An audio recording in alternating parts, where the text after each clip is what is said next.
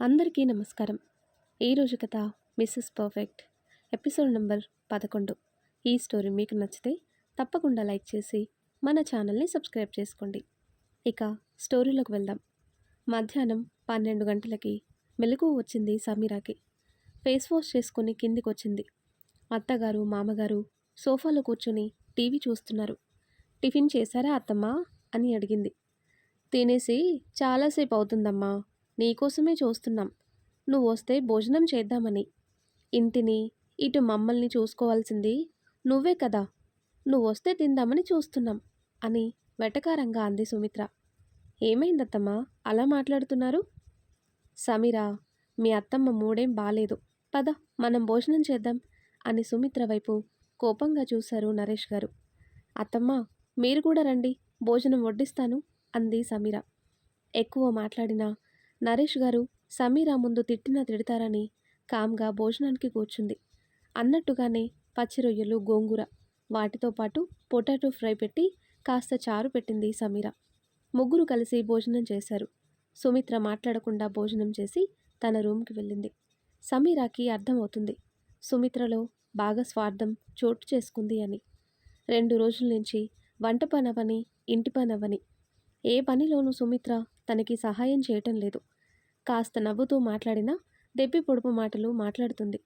ఆలోచిస్తూనే పని చేసుకొని సోఫాలో కూర్చొని టీవీ చూసింది సమీర. సాయంత్రం స్నాక్స్ బ్రెడ్ బజ్జీలు వేసింది. కార్తీక్ రాగానే అతని చేతిలో బ్యాగ్ ఫోన్ తీసుకుని చల్లటి మంచినీళ్ళు ఇచ్చింది. కాఫీ ఇస్తాను కూర్చోండి కార్తీక్ అంది. లేదు, చిరాగ్గా ఉంది, ముందు స్నానం చేసి వస్తాను, ఈలోపు కాఫీ పెట్టు అని కార్తీక్ తన రూమ్కి వెళ్ళాడు. లంచ్ బాక్స్ ఓపెన్ చేసి చూసింది. ఖాళీగా ఉంది. పెట్టిన ఫుడ్ అంతా తిన్నాడని నవ్వుకొని బాక్స్ కడిగి బయట ఆరబెట్టింది. ఫ్రెష్ అయి వచ్చాడు కార్తిక్. అతనికి ముందుగా బ్రెడ్ బజ్జీలు ప్లేట్లో పెట్టి ఇచ్చింది. నువ్వే చేశావా అన్నాడు తింటూ. మరెవరు చేస్తారు అంటుంది 2 చేతులు కట్టుకొని కనుబొమ్మలు ఎగరేస్తూ. బయట బజ్జీల టేస్ట్ వచ్చింది మీరా, చాలా బాగుంది, పద ఇద్దరం బయట కూర్చొని తిందాం అని గార్డెన్కి వచ్చి పూల మొక్కల మధ్యన కూర్చుని ఇద్దరు కబుర్లు చెప్పుకుంటూ బజ్జీలు తింటున్నారు. లోపల నుంచి ఇదంతా చూసిన సుమిత్ర లోపలే రగిలిపోయింది. ఎంతలా మార్చేసింది నా కొడుకుని. ఆఫీస్ నుంచి రాగానే మాతో 5 నిమిషాలు మాట్లాడి అప్పుడు రూమ్కి వెళ్ళేవాడు. కానీ ఇప్పుడు దీని వెనక తిరుగుతున్నాడు. వీడికి అప్పుడే అమ్మా నాన్న చేదైపోయారు. అయినా వీడు మమ్మల్ని వదిలేసినా మేం వదలం కదా అనుకొని కార్తిక్కి సమీరాకి కప్పులో కాఫీ పోసి ట్రేలో పెట్టి బయటికొచ్చింది. అవునా కార్తిక్, అది సరే అంటూ తన మాటలు ఆపింది సమీర. ఏమైంది సమీరా తింటూనే అడిగాడు. అత్తమ్మ, మీరెందుకు తెచ్చారు కాఫీ, నేను తెచ్చేదాన్ని కదా అంటుంది. పర్వాలేదు, కాఫీ తీసుకోండి అని సుమిత్ర అనగానే సమీర తన అత్తమ్మ కపట ప్రేమకి మనసులోనే నవ్వుకుంది. ఇప్పుడంటే నువ్వు తెచ్చావు, కానీ సమీర ఉండగా నువ్వు ఇలాంటి పనులు చేయకమ్మా, నా పనులు చేయటానికి తనుంది కదా, నీకెందుకు శ్రమ, అసలే నీరసంతో బాధపడుతున్నావు అని కార్తీక్ అనగానే సుమిత్ర బాధపడింది. నీరసం జ్వరం వస్తుందని తల్లిగా నిన్ను వదిలేయలేను నాన్న. సరే కాఫీ తాగండి, నేను లోపలికి వెళ్తాను అని సుమిత్ర లోపలికి వెళ్ళింది. అదంతా డ్రామా అని తెలిసిన సమీర పెద్దగా పట్టించుకోలేదు. బజ్జీలతో పాటు కాఫీ తేవచ్చు కదా సమీరా, వాటర్ తాగుతూ అన్నాడు కార్తిక్. తెస్తే చల్లారిపోతుందని నేనే తేలేదు, ఇప్పుడేమైంది కార్తిక్ అని నవ్వుతూ అడిగింది సమీర. అమ్మకెందుకు శ్రమ అని అంటాడు. లేచిన దగ్గర నుంచి ఆవిడ చేసిన ఫస్ట్ పని ఈరోజు ఇదే, నీకు కాఫీ తేవటం అంది కాఫీ సిప్ చేస్తూ. ఏంటి అంటాడు. అవును, అత్తమ్మ ఇప్పుడు చేత్తో తెచ్చింది కాఫీనే, బండరాయి మోసి తేలేదు శ్రమ పట్టానికి అంటుంది సమీర.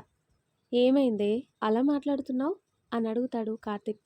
మరెలా మాట్లాడాలి, మీకు తెలుసా అత్తమ్మ మీరున్నప్పుడు ఎలా ఉంటుందో, లేనప్పుడు ఎలా ఉంటుందో అని చెప్తుంది. పని విషయం వదిలేయి, చెప్పు, గొడవ వద్దు మనకి, ఏదో మాట్లాడాలి అన్నావు కదా, ఏంటి విషయం? రేపు అమ్మ వాళ్ళ ఇంటికి వెళ్తాను కార్తిక్. సడన్గా ఏంటి వెళ్తాను అంటున్నావు, ఏదన్నా విషయం ఉందా, ఐ మీన్ ఫంక్షన్ లాంటివేమైనా అన్నాడు కాఫీ కప్ పక్కన పెడుతూ. లేదు కార్తిక్, అమ్మా నాన్నల్ని చూడాలనుంది, ఒక 2 రోజులుండి వచ్చేస్తాను ప్లీజ్ అని రిక్వెస్ట్ చేసింది. సరే వెళ్ళు, నాకు తెలిసిన డ్రైవర్ ఉన్నాడు, కార్ పెట్టిస్తాను, తను మార్నింగ్ నిన్ను తీసుకొని వెళ్తాడు, సరేనా? కార్ ఎందుకు కార్తిక్? ఒంటరిగా నిన్నెలా పంపిస్తాను? పైగా ఫస్ట్ టైం ఒంటరిగా జర్నీ చేస్తున్నావు. నా భయం నాది. ఆ డ్రైవర్ ఎవరో కాదు, మనకి దగ్గర బంధువే, వరుసకిద్దరికి బాబాయ్ అవుతాడు. నువ్వేమీ భయపడకు. ఎందుకు? డబ్బులు ఎక్కువ తీసుకుంటారు అంటుంది సమీర. అంత ఎక్కువ ఏమీ తీసుకోరు, నేను చెప్పినట్టు చెయ్యి, అంతేకాదు వచ్చే ముందు ఫోన్ చేస్తే ఆ బాబాయినే పంపిస్తాను. నువ్వు మాత్రం ఒంటరిగా జర్నీ చేయకు, అర్థమైందా? సరే కార్తిక్ అని ఇద్దరు చాలాసేపు మాట్లాడుకొని రూమ్కి వచ్చారు. గంట వరకు ఇద్దరు చుట్టూ ఉన్న ప్రపంచం మర్చిపోయి ఒకరినొకరు అల్లుకుపోయారు. వదులు కార్తిక్, ఫ్రెష్ అయి వస్తాను, భోజనం చేసే టైం అవుతుంది కదా, లేదంటే అత్తమ్మ నా మీద అరుస్తుంది అంది కార్తిక్ చేతిలో ఉన్న చున్నీ లాక్కుంటూ. మా అమ్మ నీకు బాగా లోకువైపోతుంది, మాట్లాడితే చాలు ఈ మధ్యన మా అమ్మ మీద కంప్లైంట్స్ ఇస్తున్నావేంటి? కనుబొమ్మలెగరేసి అడిగాడు. నేనేం కావాలని అంటున్నానా? నీకేం తెలుసు? మామయ్య గారు కూడా నన్ను అర్థం చేసుకున్నారు, కానీ మీ అమ్మ మాత్రం నన్ను అసలు అర్థం చేసుకోవటం లేదు. నీకు చెప్పినా అర్థం కాదు. మాట్లాడితే ఇంటి బాధ్యత నీదే అంటున్నావు, కానీ దాని వెనక దెప్పి పొడుపులు భరిస్తుంది నేను. ముందు మీరు ఫ్రెష్ అవ్వండి, నేను వదిన రూమ్లో ఫ్రెష్ అయ్యి వస్తాను అని టవల్ తీసుకొని సునీత రూమ్కి వెళ్ళింది సమీర. కార్తిక్ ఆలోచనలో పడ్డాడు. నిజంగానే అమ్మ సమీరాని దెప్పి పొడుస్తుందా ఏంటి? అసలు ఇద్దరి మధ్యన గొడవలు స్టార్ట్ అవుతున్నాయా అనుకొని ఫ్రెష్ అవి రెడీ అయ్యి బయటకు వచ్చాడు. ఆ వెనకే వచ్చింది సమీర. వచ్చారా? మీకోసమే వెయిట్ చేస్తున్నాం, రండి భోజనం చేద్దాం అన్నారు నరేష్ గారు. ఇప్పుడే వస్తాను నాన్న, ఆఫీస్ కాల్ వస్తుంది అని కార్తిక్ బయటికి వెళ్ళాడు. మావయ్య రండి, భోజనం వడ్డిస్తాను, అత్తమ్మేది? ఇక్కడే ఉన్నాను సమీరా అని కిచెన్ రూమ్ నుంచి బయటికి వచ్చి సమీరా అంది. ఏంటత్తమ్మా అంటూ భోజనం ఏర్పాట్లు చూసింది. నువ్వు అప్పుడప్పుడు సునీత రూమ్లో ఫ్రెష్ అవుతున్నావా అని కూర్చుని అడిగింది. అవునత్తమ్మా. తన రూమ్లో ఎందుకు ఫ్రెష్ అవ్వటం? నీ రూమ్లో ఫ్రెష్ అవ్వచ్చు కదా అంటుంది సుమిత్ర. భోజనం టైంకి లేట్ అవుతుందని ఆ రూమ్లో చేశానత్తమ్మా అంటుంది సమీర. లేట్ అయినా సరే ఆ రూమ్లో చేయకు, మీ రూమ్లోనే చేయి. మీ అన్నయ్య రవి ఎంతో ఇష్టంగా కట్టించుకున్నాడు ఆ రూమ్, వాళ్ళు లేకుండా రూమ్కి వెళ్ళటం అంత కరెక్ట్ కాదు. ఎందుకు చెప్తున్నానో అర్థం చేసుకో సమీరా అంటుంది సుమిత్ర. ఆ మాటకి మనసులోనే బాధపడింది సమీర. సరే అత్తమ్మా, ఇకపై ఏ రూమ్లో ఫ్రెష్ అవ్వను, మీరు చెప్పినట్టు మా రూమ్లోనే స్నానం చేస్తాను అని సైలెంట్గా భోజనం వడ్డించింది. బయట నిలబడి ఆ మాటలన్నీ విన్నాడు కార్తిక్. సైలెంట్గా లోపలికొచ్చి కూర్చున్నాడు. సమీరా, ఏంటి కార్తిక్, నాకు పొటాటో కర్రీ వేయి, గోంగూర కర్రీ వద్దు, మధ్యాహ్నం ఫుల్గా తిన్నాను అంటాడు. సరే కార్తిక్ అని అతనికి భోజనం వడ్డించి తాను పెట్టుకుంది. అమ్మ సమీరా, ఏంటి మావయ్య, కాస్త గోంగూర కర్రీ ఇవ్వురా, చాలా బాగా వండావు కూర, టేస్ట్ బాగుంది అని ఆయన మెచ్చుకున్నారు. అత్తమ్మ మావయ్య అని రేపు ఊరు వెళ్తున్న విషయం చెప్పింది. ఏంటి, రేపు మీ పుట్టింటికి వెళ్తావా? షాక్గా అడిగింది సుమిత్ర. అవునత్తమ్మా, 2 రోజులు ఉండొస్తాను అని నరేష్ గారి వైపు చూసి, మావయ్య వెళ్ళమంటారా? వెళ్ళు తల్లి, పర్మిషన్ ఎందుకు? నీకు పుట్టింటి మీద బెంగగా ఉంటుంది కదా, 2 రోజులు ఉండిరా అన్నారు. సరే మావయ్య అంది నవ్వుతూ. కానీ సుమిత్ర ముఖం సంతోషంగా లేదు. పుట్టింటి మీద బెంగెందుకు సమీరా? ఏ, ఇక్కడేం తక్కువైందని వెళ్తానంటున్నావు తింటూనే అడిగింది. ఏం తక్కువైందని అడుగుతావేంటి? తనకి బెంగగా ఉండదా ఏంటి అంటారు నరేష్ గారు. నా ఉద్దేశం అది కాదండి. సుమిత్ర, ఎందుకు ప్రతి చిన్న విషయానికి ఓవర్గా రియాక్ట్ అవుతావు? ఇప్పుడు తను వెళ్తే ఏమైందని? అది కాదండి, ఈ మధ్యన నాకు నీరసంగా ఉంటుంది కదా, ఏ పని చేయలేకపోతున్నాను. ఈ 2 రోజులు కార్తిక్కి బాక్స్ పెట్టాలి కదా, పనులు తొందరగా అవుతాయో లేదో అని అంటుంది. ఆ మాటకి పిచ్చి కోపం వచ్చింది నరేష్ గారికి. కోడలు రాకముందెలా చేశావో పని ఇప్పుడు అలానే చెయ్యి. రేపు సమీర వేరే కాపురం పెడితే నాకు వండి పెట్టడానికి ఇలానే అంటావా? కోపంగా అన్న నరేష్ గారి మాటలకి కార్తిక్, సమీర, సుమిత్ర కేసి చూశారు. ఏంటండి ఆ మాటలు అంటుంది. మరి కోడలు పుట్టింటికి వెళ్తాను అంటే జాగ్రత్తగా వెళ్ళిరా అనటం మానేసి ఇలా మాట్లాడటం కరెక్ట్ కాదు సుమిత్ర అని ఆయన అనగానే సుమిత్ర ఏం మాట్లాడలేదు. భోజనం చేసి తన రూమ్కి వెళ్ళిపోయింది. రేయ్ కార్తీక్, ఏంటి నాన్న? మీ అమ్మ మాటలేమీ పట్టించుకోకు. తనకొక మాటైనా చెప్పకుండా సమీరాకి అన్ని బాధ్యతలు ఇచ్చావు కదా. ఆ కోపం తన మనసులో ఉంది. అందుకే ప్రతి చిన్న విషయానికి తనలా మాట్లాడింది. అమ్మా సమీరా, నువ్వు మీ అత్తమ్మ మాటలేం పట్టించుకోకు. జాగ్రత్తగా ఇంటికి వెళ్ళిరా తల్లి అని నరేష్ గారు అనగానే ఇద్దరూ తలూపి భోజనం చేసి బయట వరండాలో కూర్చున్నారు. కార్తీక్ ముఖం అస్సలు బాలేదు. ఎందుకో తన భర్తని చూడగానే బాధపడింది సమీర. ఏంటండి సడన్గా డల్ అయ్యారు అంది అతని పక్కన కూర్చొని. ఏంలే సమీరా, అమ్మ అలా మాట్లాడటం నాకు నచ్చలేదు. ఎందుకో ఏదోలా అనిపించింది అంటాడు. మావయ్య గారు చెప్పారు కదా, అత్తమ్మకి మీరు మాటైనా చెప్పకుండా బాధ్యతలు నాకు ఇచ్చారని. అదైతే తప్పే కదండి. మీరు కనీసం మాటైనా అత్తమ్మకి ఇంట్లో పెద్దగా ఉన్న మామయ్య గారికి చెప్పినా బాగుండేది కదా అంటుంది సమీర. అంటే తప్పు నాదని ఇండైరెక్ట్గా చెప్తున్నావా అంటాడు కార్తిక్. కాదండి, మాట చెబితే సరిపోయేదానికి వాళ్ళకి మనకి మధ్యన ఎందుకు దూరం రావటమని నా ఉద్దేశం. అంతేకాని మీరు చేసింది తప్పని అనటం లేదు కార్తిక్. నాకు తెలీదా మీరెందుకు ఇదంతా చేశారో? బరువు బాధ్యతలంతా మామయ్య గారు చూసుకుంటున్నారనే కదా మీరు ఇవన్నీ చేస్తున్నారు. అత్తమ్మకి అన్ని విషయాలు మామయ్య గారు అర్థం అయ్యేలా చెప్తారు అని సర్ది చెప్పింది సమీర. మాట్లాడలేదు కార్తిక్. ముందు నుంచి సుమిత్ర గారు తన విషయంలో ఎంత ప్రేమగా ఉండేవారో అన్ని తలుచుకొని బాధపడ్డాడు. ఆ తర్వాత కట్ చేస్తే రోజు కంటే ముందుగా లేచి కార్తిక్కి లంచ్ బాక్స్, టిఫిన్ అన్నీ సిద్ధం చేసి తను రెడీ అవ్వింది. అప్పటికే టైం 8. నరేష్ గారు సుమిత్ర బయటే కూర్చున్నారు. ఇంతలో కారు వచ్చింది. ఈ టైంలో మనింటికి కారు వచ్చిందేంటండి తెలియక అడిగింది సుమిత్ర. సమీర ఊరు వెళ్తుంది కదా, ఒక్కతే జర్నీ ఏం చేస్తుందని కార్తిక్ పెట్టించాడు. ఏంటి, కార్ పెట్టించాడా? నమ్మలేక ఆశ్చర్యంగా అడిగింది. అవును, ఏమైంది? ఆ రోజున వీడికి సంబంధం చూడటానికి వెళ్తే ఆటో పెట్టించి చేతికి 2000 ఇచ్చాడు. ఇంటికి రాగానే లెక్కలు కూడా వేశాడు. మర్చిపోయారా గుర్తు చేస్తూ అంది. నేనెలా మర్చిపోతాను? అయినా వాడి తప్పేముంది? ఆ మాత్రం బాధ్యతగా వాడు ఉండబట్టే ఈ రోజున ఒకరి దగ్గర చేయి చాపకుండా బ్రతుకుతున్నాం అన్నారు నరేష్ గారు. అవును, కాదని అంటం లేదు కానీ మనకో న్యాయం, ఆవిడ గారికో న్యాయం. తల్లిదండ్రులు ఆటో వెళ్ళాలి, పెళ్ళాం మాత్రం కారులో వెళ్ళాలి. ఎంత వచ్చిందండి ఇద్దరికి అని కోపంగా అంది. వాళ్ళకెక్కడొచ్చింది, నీకొచ్చింది మాయరోగం. ఈ మధ్యన ప్రతి చిన్న విషయానికి గొడవ పెట్టాలని చూస్తున్నావు. ఏంటో నీ పద్ధతి నాకేమీ అర్థం కావటం లేదు. నైట్నే కదా తిట్టాను అని కసిరారు. ఎప్పటికైనా మీకు నేను, నాకు మీరు తప్ప కార్తిక్ మనల్నేమీ చూడడు. ఆ విషయం గుర్తుపెట్టుకోండి అని చెప్పి సైలెంట్ అయింది. అత్తమ్మ, మామయ్య, వెళ్తాను. జాగ్రత్తగా వెళ్ళుమా. వెళ్ళగానే ఫోన్ చేయి అంది సుమిత్ర. సరే అత్తమ్మ, మీరిద్దరూ టిఫిన్ చేయండి అని చెప్పి బయటికి వచ్చింది. కార్తిక్ ముఖం అప్పటికే డల్లైంది.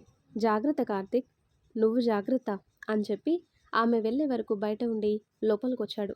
నాన్నా, టిఫిన్ పెట్టనా? పెట్టుమా, ఆఫీస్ టైం అవుతుంది అని డైనింగ్ టేబుల్ దగ్గర కూర్చొని ఫోన్కి వచ్చిన మెసేజ్ ఓపెన్ చేశాడు. 2 రోజులు ఏముండను, నువ్వు లేకపోతే నాకంతా పిచ్చి పుట్టినట్టుంటుంది. రేపొద్దున్నే నీ కళ్ళ ముందుంటాను. లవ్ యూ శ్రీవారు అని. ఆ మెసేజ్ చూసి నవ్వుకొని టిఫిన్ చేసి సమీర పెట్టిన లంచ్ బాక్స్ తీసుకుని ఆఫీస్కి వెళ్ళాడు. ఆ తర్వాత కట్ చేస్తే సడన్గా కూతురు చెప్పా పెట్టకుండా వచ్చేసరికి షాక్ అవ్వారు సరోజ, మోహన్ గారు. కనకాంబరం రంగు చీరలో తలనిండా పూలు పెట్టుకొని మహాలక్ష్మిలా నడిచి వస్తున్న కూతుర్ని చూసి షాక్ అవ్వారు. ఏంట్రా, వస్తున్నట్టు ఒక మాటైనా చెప్పలేదు? అంతా బానే ఉందా అక్కడ? ఎలా ఉన్నారందరూ అంటూ కూతుర్ని ఎంతో ప్రేమగా అడిగారు. అంతా బానే ఉంది నాన్న. మీ అల్లుడు, అత్తమ్మ, మామయ్య అందరూ బానే ఉన్నారు. మీరెలా ఉన్నారు అంటూ నవ్వుతూ అడిగింది. బావున్నాం తల్లి. సడన్గా వచ్చేసరికి భయం వేసింది మా. కార్తిక్తో గానీ గొడవ పడ్డావేమో అనుకున్నాను అన్నారు. అలాంటిదేం లేదు నాన్న, చిన్న పని మీద వచ్చాను అని అసలు విషయం చెప్పింది. మరి నువ్వు జాబ్ చేస్తున్నట్టు కార్తిక్కి చెప్పావా? చెప్పాను నాన్న, ఆయన ఒప్పుకున్నారు అంటూ నవ్వుతూ అబద్ధం చెప్పింది. ఇంతలో కావ్య రావటంతో ముగ్గురు ఆఫీస్కి వెళ్ళారు. అక్కడ వాతావరణం అంతా నచ్చింది సమీరాకి. వర్క్ డీటెయిల్స్ అన్నీ తెలుసుకొని, సాలరీ అవన్నీ మాట్లాడుకొని, అగ్రిమెంట్ పేపర్స్ మీద సైన్ చేస్తుండగా కార్తీక్‌ని తలుచుకొని, "నన్ను క్షమించు కార్తీక్. నీకు తెలియకుండా ఇదంతా చేస్తున్నాను" అనుకొని సమీర కార్తీక్ వర్మ అని సైన్ చేసి కంపెనీ సీఈఓతో అన్ని విషయాలు మాట్లాడింది. పక్కనే కూర్చున్న మోహన్ గారు కూతుర్ని చూసి మురిసిపోయారు. "నాకు పెళ్లి వద్దు, ఏమీ వద్దు. జాబ్ చేస్తాను నాన్న" అని ప్రతిరోజు ఇంట్లో గొడవ పెట్టుకునే తన కూతురు ఈరోజు ఒక ఇంటి కోడలవి అన్ని బాధ్యతలు చూసుకుంటూ మరోవైపు జాబ్‌లో జాయిన్ అవ్వటం ఆయనకి ఎంతో సంతోషం వేసింది. "సరే సార్, మీటింగ్స్ ఉన్నప్పుడు ఆఫీస్‌కి వస్తాను" అని చెప్పి బయటికొచ్చింది సమీర. ఆమె ముఖంలో ఎక్కడలేని ఆనందం. "ఇంటికి వెళ్దామా?" "మీరు వెళ్ళండి నాన్న. కావ్య, నేను, మహి ఇంటికి వెళ్తాం." "సరే, జాగ్రత్త" అని మోహన్ గారు తన స్కూటీ మీద ఇంటికి వెళ్లారు. కావ్య, సమీర ఇద్దరూ మహి ఇంటికి వెళ్లారు. చాలాసేపు ఫ్రెండ్స్‌తో టైం స్పెండ్ చేసింది సమీర. "ఏంటే, వచ్చిన దగ్గర నుంచి చూస్తున్నాను, ముఖంలో అసలు నవ్వనేది లేదు. ఏమైంది సమీర? మీ అత్తగారింట్లో ఏమన్నా ప్రాబ్లమా?" కావ్య, మహి ఇద్దరూ అడిగారు. "ప్రాబ్లం ఏమీ లేదే. మా అత్తమ్మ ఈ మధ్యన తనలో ఉన్న అత్తగారి షేడ్స్ చూపిస్తుంది. అదే నాకు నచ్చటం లేదు. మా వారికి చెప్తుంటే అవన్నీ పట్టించుకోకు, వదిలేయ్ అంటున్నారు. మీకు తెలుసు కదా నా కోసం. నా తప్పుంటేనే మాట పడతాను. నేనసలు ఇంటి బాధ్యత కార్తీక్ నాకిస్తాడని నేను ఎక్స్‌పెక్ట్ చేయలేదు. అన్నీ నా చేతికొచ్చేసరికి మా అత్తమ్మకి అసూయొచ్చింది. అది అందరింట్లో ఉండే బాధ్యతే కదా! నువ్వెందుకు అంత ఫీలవుతున్నావు?" అని అన్నారు కావ్య, మహి ఇద్దరూ ఒకేసారి. "నా బాధ అది కాదే. ఒక్కోసారి నీరసం వచ్చి పడుకున్నా చాలు, పానా పాట వండుకొని తినటం, పడుకోవటమే కదా, చేసే పాట ఏముంది" అని అంటూ మావయ్య గారి దగ్గర 2, 3 సార్లు అనటం విన్నాను. అప్పట్నుంచే నాకు చాలా బాధగా ఉంది. కార్తీక్‌తో చెప్పుకున్నా లాభం లేదు అనిపించింది. "అంటే అప్పుడే అంత వేరియేషన్ వచ్చిందా?" అన్నారు ఇద్దరూ. "అవునే బాబు. అవును. కానీ మా మామయ్య గారు మాత్రం నాకే ఫుల్ సపోర్ట్ ఇస్తున్నారు. చివరికి నైటు భోజనాల దగ్గర ఏం జరిగిందంటే" అని జరిగిన విషయం అంతా చెప్పింది. "ఏంటే, కొడుక్కి 2 రోజులు వండి పెట్టలేదా? మరీ చాదస్తం." "అవునే బాబు. నాకైతే ఏం చేయాలో అర్థం కావటం లేదు. పెట్టుకుంటే గొడవ. అందుకే ఏం మాట్లాడటం లేదు. అలా అని ప్రతిరోజు ఆవిడ మాటలు పడలేను. నాకైతే చాలా బాధగా ఉందే. అందుకే మీ దగ్గర చెప్పుకున్నాను" అంది. "సరిపోయింది. నాకు తెలిసి ఆవిడ ఉద్దేశం నువ్వు కార్తీక్ ఇప్పుడు కాకపోయినా రేపన్న రోజున సపరేట్‌గా కాపురం పెడతారన్న ఉద్దేశంతో ఉన్నట్టుంది. అందుకే ఆవిడ అలా ప్రవర్తిస్తుంది. సమీర, ఒక్కటి, ఆవిడ దగ్గర నుంచి మంచైనా చెడైనా నువ్వు యాక్సెప్ట్ చేయాలి. తప్పదు. ఎందుకంటే అక్కడ మాట్లాడాల్సింది నువ్వు కాదు, కార్తీక్." "అవును. తప్పొప్పులు తను మాట్లాడితేనే బావుంటుంది. నీ తప్పు లేకపోయినా నువ్వక్కడ చిన్న మాటన్నా సరే మీ అత్తగారింకా పెంట చేస్తుంది. కోడలొచ్చి సంవత్సరం కూడా కాలేదు, అప్పుడే ఇంట్లో గొడవలు పెడుతుంది అని ఊరంతా చాటింపు వేయటం కాదు, నిన్ను ఆడిపోసుకుంటారు. ఎందుకు అంత దూరం తెచ్చుకోకు. మీ అత్తమ్మ, మామయ్య మిమ్మల్ని సపరేట్ పెట్టే వరకు నువ్వు సైలెంట్‌గా ఉండు. ఒక ఇంటికి వెళ్ళాక మనం మంచి అనిపించుకోవాలి కానీ చెడు అనిపించుకోకూడదు. అందంగా ఉండు. బాధ, సంతోషమైన కార్తీక్‌తో చెప్పుకో. ఇప్పుడు కాకపోయినా రేపన్న రోజున నిన్నర్థం చేసుకుంటాడు" అని కావ్య, మహి చెప్పగానే సమీర ఇంకేమీ మాట్లాడలేదు. సాయంత్రం వరకు వాళ్ళ దగ్గరుండి ఇంటికొచ్చింది. స్నానం చేసి బయటకు వచ్చి హాల్‌లో కూర్చుంది సమీర. "సమీర, ఏంటమ్మా? జాబ్ వచ్చినట్టే కదా! ఇప్పుడు సంతోషమేనా నీకు?" కూతురు చేతికి కాఫీ కప్పిస్తూ అంది. "చాలా సంతోషమమ్మా. మాటల్లో చెప్పలేను" అని కాఫీ తాగింది. "మీ అత్తమ్మ, మామయ్య అందరూ నీతో ఎలా ఉంటున్నార్రా?" కూతురు పక్కన కూర్చుని అడిగింది. "అందరూ నాతో బానే ఉంటున్నారమ్మా. ఏమైంది అలా అడిగావు?" "ఏం లేదుమా, మామూలుగా అడిగాను." "అంటే నీకు మీ అత్తగారికి మధ్యన అంతా బానే ఉంటుందా? ఏమన్నా చిన్న చిన్న గొడవలు, మాటలేమన్నా అంటున్నారా?" సమీర చేతిని పట్టుకొని అడిగింది సరోజ. "అలాంటిదేం లేదమ్మా. అంతా బానే ఉంటుంది. ఎందుకు నీకంత అనుమానం? ఏమన్నా ఉంటే నీతో చెప్పనా అమ్మా?" అంది ప్రేమగా. అత్తింటి విషయాలు పుట్టింట్లో ఎందుకు చెప్పటమని కావాలనే చెప్పలేదు సమీర. "ఏమోరా, తల్లిగా నాకు ఉంటుంది కదా, నువ్వక్కడ ఎలా ఉంటున్నావో ఏంటో అని. అందుకే అలా అడిగాను.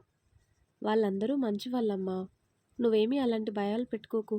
ఉదయం వెళ్ళిపోతానమ్మా. ఆయనకి అన్నీ చూసుకోవాల్సింది నేనే కదా" అంటుంది. అదేంట్రా, రాక రాక వచ్చావు కదా, 2 రోజులు ఉండి వెళ్ళు. మీ అత్తమ్మ ఉంది కదా, కార్తీక్ పనులు చేస్తుంది కదా అంటుంది. చేస్తుంది మా, కానీ పెద్దవాళ్ళు ఎన్ని రోజులని చేస్తారు, వాళ్ళిద్దరినీ చూసుకోవాల్సింది నేనే కదా అని వాళ్ళమ్మతో కాసేపు మాట్లాడి కార్తిక్కి ఫోన్ చేసింది. ఏంటి మేడం, మీ శ్రీవారు ఇప్పుడు గుర్తొచ్చారా అని నవ్వుతూ అడిగాడు.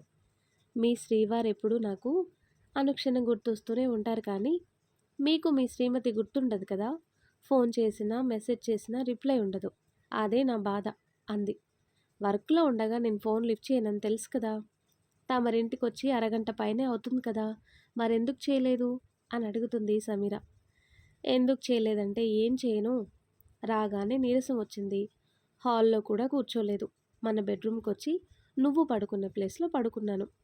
అమ్మ వచ్చి నిద్ర లేపితే ఇదిగో లేవగానే నీకు ఫోన్ చేశాను మేడం అంటాడు కార్తిక్. ఏమైంది, సడన్గా మీకు నీరసం వచ్చింది అని అడుగుతుంది. ఈరోజు కొంచెం వర్క్ ఎక్కువగా ఉంది సమీరా, వెజ్ బిర్యానీ బాగా చేసావు మీరా అని ప్రేమగా అన్నాడు. భర్త మాటలకి మురిసిపోయింది. జాబ్ కోసం చెప్పాలని చూసింది, కానీ చెప్పలేకపోయింది. కాసేపు కార్తీక్తో మాట్లాడి ఫోన్ కట్ చేసి ఆ నైట్ అంతా తల్లిదండ్రులతో సంతోషంగా గడిపింది. ఆ తర్వాత కట్ చేస్తే, అమ్మా, ఎందుకమ్మా వచ్చిన ప్రతిసారి పచ్చళ్ళు పెడుతున్నావు అంది సంచిలో సర్దుతున్న సరోజ గారిని చూస్తూ.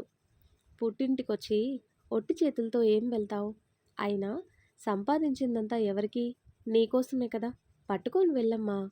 బాక్స్లో నాటుకోడి మాంసం పులుసు ఉంది, బిర్యానీ చేశాను, అల్లుడి గారికి పెట్టు. కార్తీక్ అవన్నీ ఇష్టమని చెప్పావు కదా, అందుకే చేశాను. సరిపోయింది, తెల్లవారుజామున నువ్వు నిద్రలేచి బయటికి వెళ్తే పూజ చేసుకుంటున్నావు ఏమో అనుకున్నాను, వంటలు చేశావా అని కోపంగా అంది. అవును, మీ అత్తింట్లో నీకేమీ తక్కువ కాకూడదు, ఇక్కడ పుట్టింట్లో ఏమీ తక్కువ కాకూడదు, జాగ్రత్త అని కూతురు చేతిలో ఒక 3,000 రూపాయలు పెట్టి ఖర్చులకి ఉంచు, జాబ్లో జాయిన్ అయ్యావు కదా అంటుంది. నాకేమీ వద్దమ్మా, అయినా నాకు ఖర్చులేముంటాయి చెప్పు, మీ అల్లుడు గారు నాకేం తక్కువ కాకుండా చూస్తున్నారు కదా అంటుంది సమీర. తీసుకోరా, దేనికైనా ఉపయోగపడతాయి అని కూతురికి జాగ్రత్తలు చెప్పి వండిన వంటలు అవన్నీ కారులో పెట్టింది. వెళ్ళగానే ఫోన్ చేయరా అని కూతురు తల నిమురుతూ అన్నాడు మోహన్ గారు. సరే నాన్న అని బాయ్ చెప్పింది. ఆ తర్వాత కట్ చేస్తే, సుమిత్ర, సుమిత్ర, అబ్బా ఏంటండి అని మత్తుగా కళ్ళు తెరిచింది. టైం అప్పటికే 7. కార్తిక్కి లంచ్ బాక్స్ పెట్టవా, వాడికి ఆఫీస్కి వెళ్ళే టైం అవుతుంది కదా. మర్చిపోయానండి, రాత్రంతా నిద్ర పట్టలేదు, కాళ్ళ నొప్పులండి, సడన్గా పని ఎక్కువైంది కదా, అందుకే మెలకు రాలేదు పైకి లేస్తూ అంది. కోడలొచ్చిందని ఫుల్ రెస్ట్ తీసుకున్నావు కదా, పని ఎక్కువయ్యేసరికి ఎందుకు కాళ్ళ నొప్పులు రావు, నీకు ముందు నుంచి చెప్తూనే ఉన్నాను, కోడలొకతే చేసుకుంటుంది, తనకేమన్నా సాయం చెయ్యి అని, కానీ నువ్వెక్కడ నా మాట విన్నావు, పైగా దెప్పి పొడుపులు. బాగా నేర్చుకున్నావు కదా, ఎవరైనా మంచి చెబితే వినాలి, లేదంటే ఇలానే బాధపడాల్సి వస్తుంది అని రెడీ అవుతూ అన్నారు. భర్త మాటలకి మూతి తిప్పుకొని టవల్ తీసుకుంటూ, పొద్దున్నే ఎక్కడికి వెళ్తున్నారు అని అడుగుతుంది. ఎక్కడికి వెళ్తాను, మార్కెట్కి, చికెన్ తెద్దామని. ఇప్పుడు చికెన్ తెస్తారా? హా అవును, వాడికి లంచ్ బాక్స్ పెట్టాలి కదా, మీరు తెచ్చేసరికి అరగంట పడుతుంది, అప్పుడు లంచ్ ఎలా అవుతుంది, వాడికి అసలే కంగారు ఎక్కువ కదా, 9 అయితే చాలు, ఇంట్లో అందరి చేత ఉరుకులు పరుగులు పెట్టిస్తాడు. ఎగ్స్ ఉన్నాయి కదా, అవి వండుతాను, చికెన్ నైట్ వండుతానండి. ఎప్పుడు వండుతావో నీ ఇష్టం, వాడు ఈరోజు చికెన్ తింటాడు కదా, అందుకే పని కట్టుకుని తెస్తాను, ఓపికంటే ఇప్పుడు వండు, లేదంటే లేదు అని బయటకు వచ్చారు. అప్పుడే ఫ్రెష్ అయ్యి బయటకు వచ్చాడు కార్తిక్. గుడ్ మార్నింగ్ నాన్న. గుడ్ మార్నింగ్ రా, ఇప్పుడే నా లేచావు. అవును నాన్న. అమ్మేది, అమ్మా, అమ్మా కాఫీ అంటూ అరిచాడు సోఫాలో కూర్చొని. కాఫీ ఈరోజు మనమే పెట్టుకోవాలిరా, మీ అమ్మ ఇప్పుడే లేచింది. ఏంటి ఇప్పుడా? ఈరోజు అసలే ఆఫీస్లో మీటింగ్ ఉంది నాన్న, తొందరగా ఆఫీస్కి వెళ్ళాలి. ఆ టైంకి వండేస్తుంది నాన్న, నువ్వేమీ కంగారు పడకు, ఉండు కాఫీ పెడతాను. వద్దులే నాన్న, నేను పెడతాను, మీరు కూర్చోండి అని కాఫీ పెట్టుకొని వచ్చి హాల్లోకి వచ్చాడు. వాకిట్లో కారు ఆగటం చూసి కార్తిక్, నరేష్ గారు ఆశ్చర్యంగా చూశారు.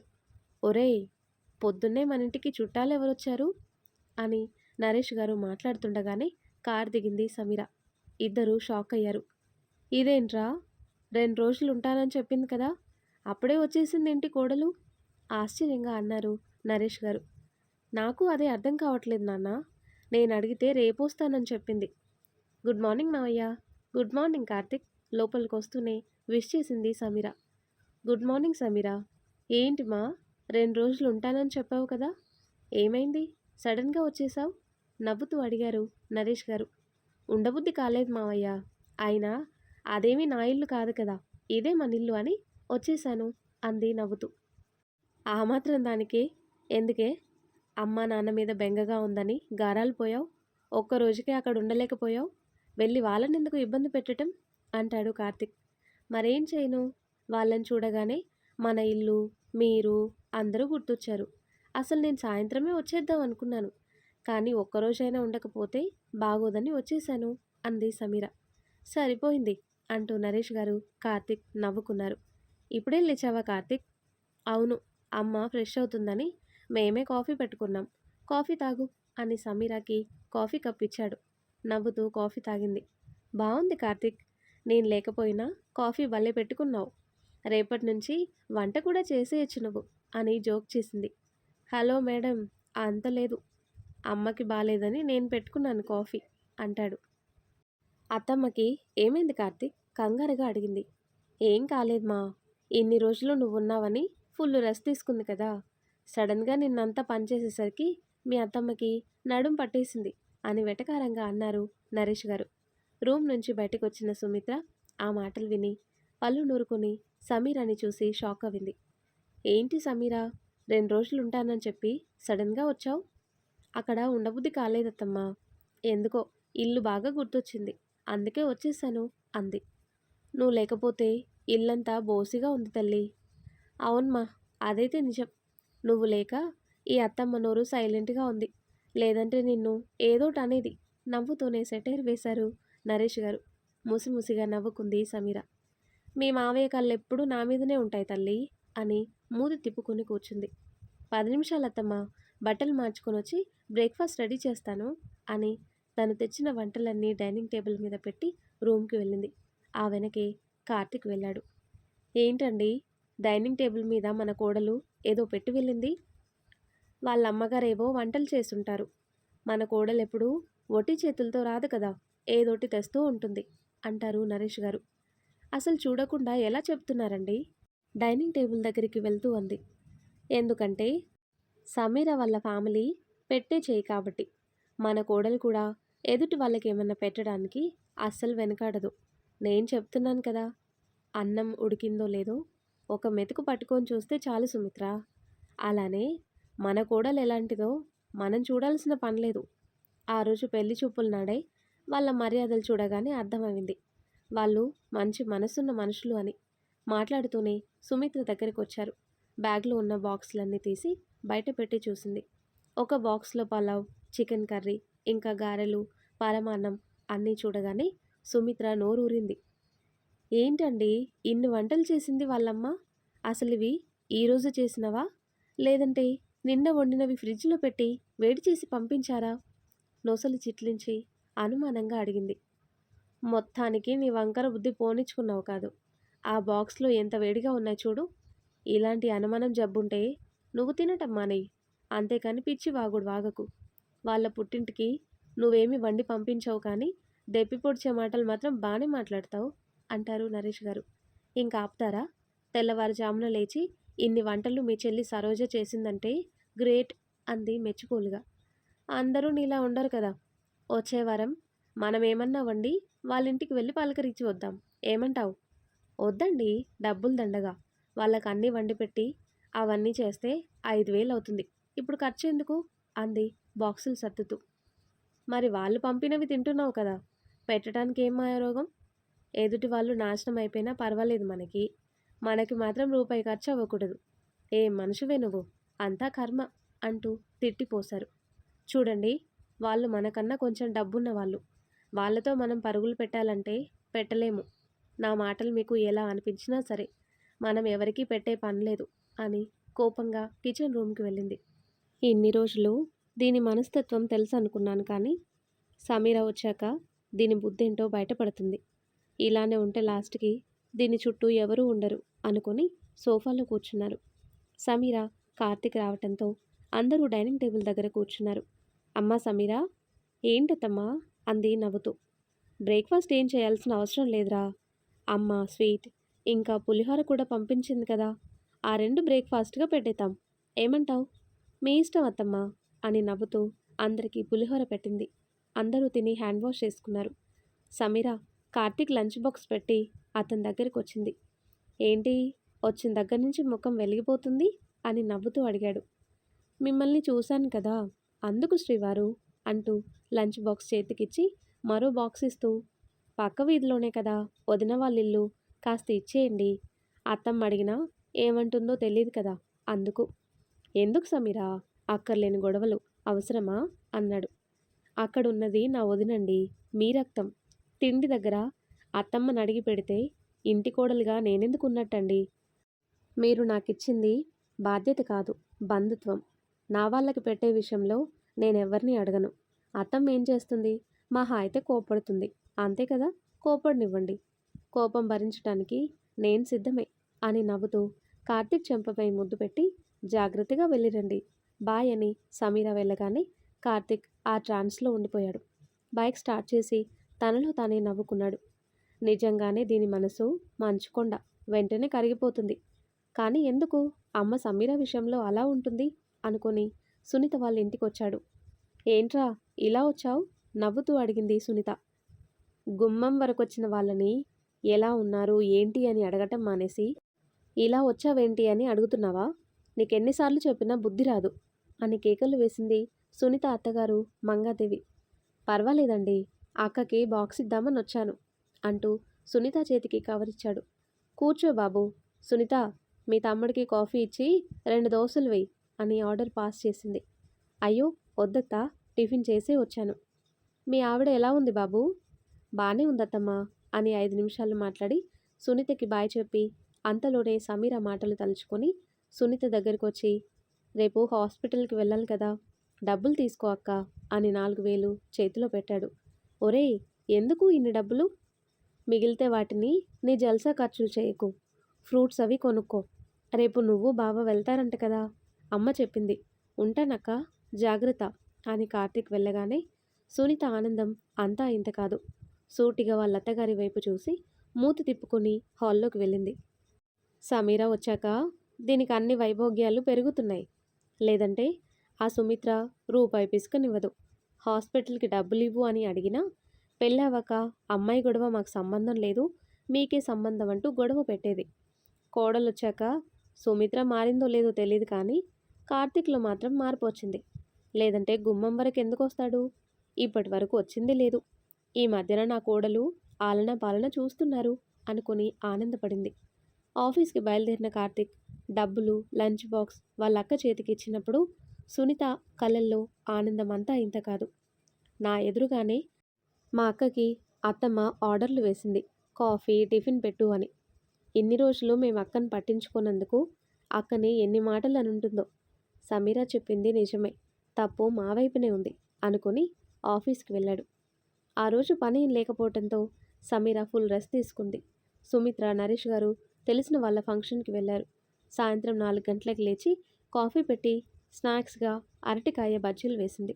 ఫంక్షన్ చూసుకొని అప్పుడే ఇంటికి వచ్చారు సుమిత్ర నరేష్ గారు. సమీర, వస్తున్నాను మావయ్య. ప్రయాణం ఎలా జరిగింది? ఎలా జరుగుతుందమ్మా, బయట ఎండలు చూసావు కదా ఎలా ఉన్నాయో, కాస్త చల్లటి నీళ్ళివ్వు తల్లి అని ఇద్దరు సోఫాలో కూర్చున్నారు. ముందుగానే పంచదార సబ్జాలు నీళ్లు కలిపి నిమ్మరసం పిండి ఫ్రిడ్జ్లో పెట్టింది సమీర. గ్లాసులో పోసి ఇద్దరికీ ఇచ్చింది. హమ్మయ్య, బ్రతికించావురా, చాలా చల్లగా ఉంది కడుపులో అని నరేష్ గారు అనగానే సమీర హాల్లో ఏసీ ఆన్ చేసింది. నేను ఫ్రెష్ అయ్యి వస్తాను అని సుమిత్ర తన రూమ్కి వెళ్ళి ఫ్రెష్ అవి పడుకుంది. అమ్మా సమీర, ఏంటి మావయ్య, కాస్త కాఫీ ఇవ్వమా, బాగా తలనొప్పిగా ఉందా మావయ్య? అవును తల్లి, ఎండ బాగా ఉంది కదా, ఈరోజు ఫంక్షన్లోనే నీరసం వచ్చింది నాకు అన్నారు. ఫ్లాస్క్లో ఉన్న కాఫీ కప్పులో పోసి ఇచ్చింది నరేష్ గారికి. కాఫీ తాగి సోఫాలోనే రిలాక్స్ అయ్యారు నరేష్ గారు. ఇంతలో కార్తీక్ వచ్చాడు. అతనికి వాటర్ ఇచ్చి తను చేసిన స్నాక్స్ తెచ్చి ఇచ్చింది. ఏమైంది నాన్న, సోఫాలోనే పడుకున్నారు? బజ్జీలు తింటూనే అడిగాడు కార్తిక్. ఈరోజు ఫంక్షన్కి వెళ్ళాం కదరా, ఎండ దెబ్బ బాగా తిన్నాం. నేను మీ అమ్మ. సడన్గా ఫంక్షన్ ఏంటి నాన్న? పొద్దున ఆఫీస్కి వెళ్ళే ముందు నాకు చెప్పలేదు. ఫంక్షన్ ఉంది అని అంటాడు కార్తిక్. సడన్గా వెళ్ళాంరా, లేదంటే ముందుగా నేను మాట చెప్పేవాడిని. ఎండలో అంత దూరం ప్రయాణం ఎందుకు నాన్న? ఇప్పుడంటే వెళ్ళారు కానీ ఇంకెప్పుడు అంత దూరం ప్రయాణం చేయకండి. ఫంక్షన్లు, ఏమన్నా ఊర్లు జర్నీ చేసే పని ఉంటే ముందుగా నాకు ఒక మాట చెప్పండి. బాబాయ్ ఉన్నారు కదా, తను కారులో తీసుకొని వెళ్తాడు. ఎందుకు బాబు కార్లు మాకు? మేము ఎక్కడికి వెళ్ళినా ఆ డబ్బులు మేమే కదా ఇచ్చుకోవాలి అని రూమ్ నుంచి బయటకు వస్తూనే అంది సుమిత్ర. అదేంటమ్మా అలా అంటావు అన్నాడు కార్తిక్. నేనేమన్నానురా, ఉన్నమాటే కదా అన్నాను. మాకు డబ్బులు ఇచ్చినా ఎంత అయింది ఏంటి అని మా దగ్గర లెక్కలు వేస్తావు. అదే మీ ఆవిడకి అయితే లెక్కలు అడగవు కదా. నవ్వుతూనే దెప్పి పొడిచింది. సమీర విషయంలో నేను లెక్కలేంటమ్మా అర్థం కాక అడిగాడు కార్తిక్. సమీర పుట్టింటికి బస్సు మీద ప్రయాణం చేయలేదా? ఎక్కడైతే మీ ఆవిడ అలసిపోతుందని కారు పెట్టావు, మరి మాకు కారు కాదు కదా, చివరికి ఆటో కూడా పెట్టించలేదు నువ్వు అంది. ఏంటమ్మా ఆ మాటలు? మీరు అసలు ఫంక్షన్కి వెళ్తున్నట్టు నాకు ఒక మాట చెప్పారా? లేదు కదా. చెబితే నేనెందుకు కారు పెట్టించను? మీకంటే నాకు ఏది ఎక్కువ కాదు. నువ్వు ఈ మధ్యన ఏది సరిగ్గా అర్థం చేసుకోవటం లేదమ్మా. ఎందుకు నువ్వు మమ్మల్ని తప్పుగా అర్థం చేసుకుంటున్నావు అంటాడు కార్తిక్. నేనేం తప్పుగా అర్థం చేసుకున్నాను నాన్న? నువ్వు చేసే పనులు చెప్తున్నాను. అది కూడా చెప్పటం మీకు తప్పుగా అనిపిస్తే నేనేం చేయలేను అంది బాధగా. నేను నీకు నచ్చిన పనులు ఏమీ చేయటం లేదమ్మా. ఫంక్షన్కి వెళ్తున్నట్టు మీరు నాకు మాట చెప్తే నేనెందుకు కారు పెట్టించను అంటాడు కార్తిక్. కార్ సంగతి వదిలేరా, ప్రతి నెల ఇంటికి ఖర్చులు నాకు ఇచ్చేవాడివి. ఇప్పుడు కోడలొచ్చాక తనకిస్తున్నావు. మరి నేను ఇంట్లో అన్నీ చూసుకొని కొన్నా నేనేదో రూపాయి తినేసినట్టు నన్ను లెక్కలు అడిగేవాడివి కదా. మరి నీ భార్యనెందుకు లెక్కలు అడగటం లేదు అంటే తల్లికో న్యాయం భార్యకో న్యాయమా అని నిలదీసింది సుమిత్ర. నేను లెక్కలెందుకు అడగలేదమ్మా. సమీర నా ఎదురుగానే కొని బిల్ పేపర్ నా చేతిలో పెట్టింది. తనకి నేను బాధ్యత ఇచ్చాను కానీ డబ్బులైతే చేతికి ఇవ్వలేదు కాబట్టి ఉన్నమాట ముఖం మీదే చెప్పాడు కార్తిక్. ఆ మాటకి సుమిత్ర, నరేష్ గారు షాక్గా చూశారు. ఏంటి, మీ ఆవిడకి నువ్వు డబ్బులు ఇవ్వలేదా? నమ్మలేక అడిగింది. హా అవును, తనకి 10,000 చేతికి ఇవ్వలేదు. నా రూమ్లోనే జాగ్రత్తగా పెట్టాను. చివరికి తనకి బాధ్యత ఇచ్చినా ఇంట్లో ఏం కావాలన్నా నన్ను అడిగే డబ్బులు తీసి నా చేతే కొనిపిస్తుంది. తెచ్చి తన చేతికి ఇస్తున్నాను. తను చక్కబెడుతుంది. డబ్బులు ఇస్తే లెక్కలు అడుగుతాను కానీ ఏమీ ఇవ్వందే నేనెందుకు లెక్కలు అడుగుతాను సూటిగా అన్నాడు కార్తిక్. మాట్లాడలేదు సుమిత్ర. ఏంటి మౌనంగా ఉన్నావు? నువ్వు అడిగిన ప్రశ్నకి వాడు సమాధానం చెప్పాడు కదా, మాట్లాడు సుమిత్ర అని కోపంగా అన్నారు నరేష్ గారు.